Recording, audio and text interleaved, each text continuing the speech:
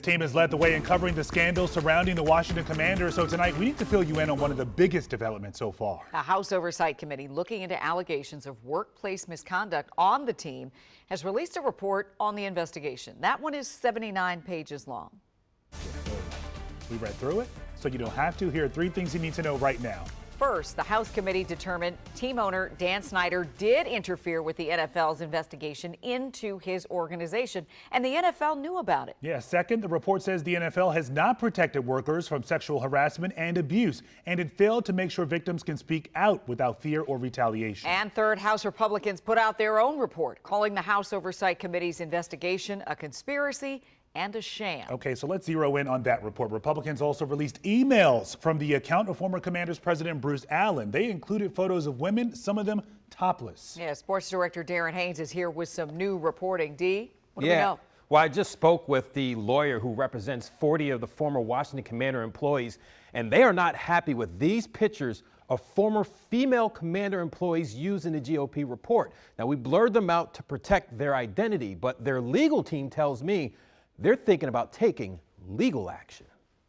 We're certainly looking very closely at all those photographs and considering all our options. We don't know where some of those photographs came from, whether they were authorized or not. We're all just sort of still going through the report, looking at those photographs, scratching our heads and trying to figure out what they were trying to accomplish there. But if those photos were illegally used, would you take action? Well, if there's illegal action that harms my clients, certainly we would take action. Now, I spoke with a couple former employees about the pictures, and one of them sent me a text saying they were absolutely disgusted and the Republican Oversight Committee staff members lacked class. Megan Embert used to work for the Washington Commanders and has testified in every investigation surrounding the team. Earlier today, she spoke about the GOP's tactics. I'm furious with the GOP's response in sharing the explicit images from the emails. That's further causing trauma to women when they look and they see that they might be a part of those photos. So it shocked me. Now, what many former employees are waiting for now is the second investigation of the Washington Commanders. This NFL investigation focuses on the sexual misconduct allegations by Dan Snyder. Messier and messier, you know? It is. The whole thing step is just messy. And you know, before we move on, we should tell you the NFL has responded to that report from the House Oversight Committee.